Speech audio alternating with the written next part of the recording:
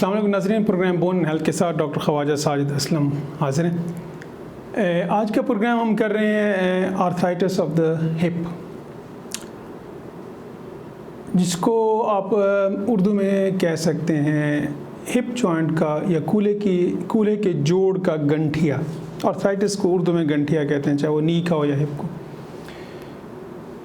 Display पे आप कुछ फ़ोटोग्राफ्स, कुछ एक्सरेज आप देख सकते हैं कि आर्थराइटिस बेसिकली होता क्या है। इसके लिए हम कुछ प्रोग्राम पहले भी कर चुके हैं, लेकिन चूँकि ये इतना कॉमन प्रॉब्लम है हमारी सोसाइटी में, rather all over the world, पूरी दुनिया में इतना कॉमन प्रॉब्लम है कि लोगों को इसके बारे में अवेयरनेस और शऊर होना बहुत ज़रूरी है।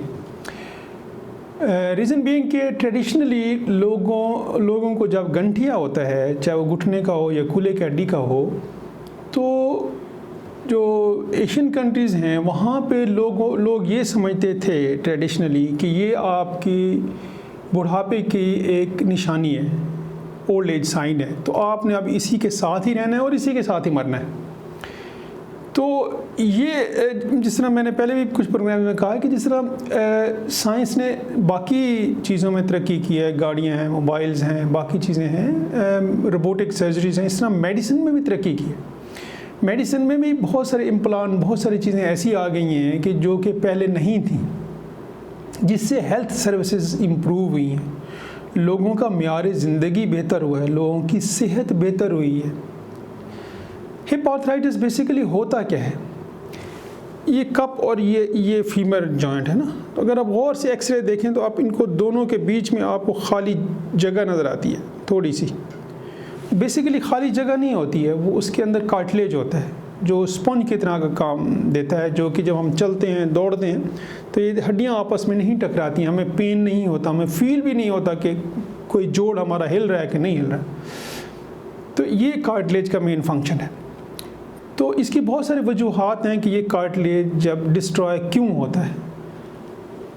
जब ये कार्टिलेज ख़त्म होना शुरू हो जाता है तो तब ये हड्डियाँ करीब से करीब होती जाती हैं, फिर जब हम चलते हैं, इसको हिलाते हैं, तो ये एक दूसरे से रगड़ खाते हैं और दर्द होता है। ये कार्टिलेज के डैमेज होने की तो बहुत सारी वजूहात हैं। सबसे बड़ी वजह जो है वो उम्र है, एज के साथ साथ ये घिस जाता है, डिजनरेशन होती है इसकी।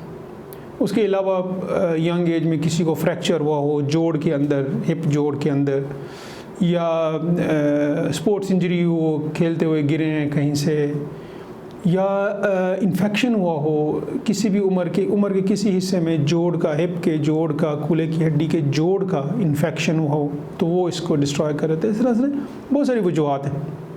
बहरहाल कोई भी वजह हो, किसी भी वजह से अगर ये इरोड होना शुरू हो जाए, डिस्ट्रॉय होना शुरू हो जाए, तो हड्डियाँ करीब आती हैं और फिर पेन देती हैं।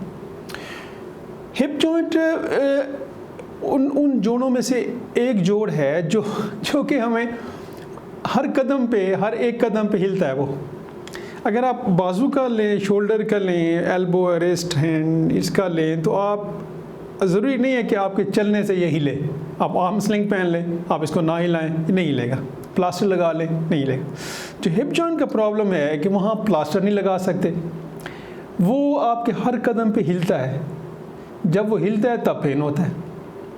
इसीलिए ये जो कूल्हे की हड्डी का आर्थराइटिस है, गंठिया है, ये आपको हर कदम पे दर्द देता है।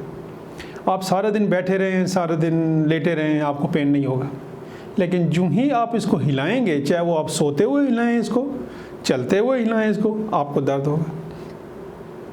कूल्हे की हड्डी के जोड़ का जो दर्द होता है वो आपको ग्रोइन में होता है, ग्रोइन में।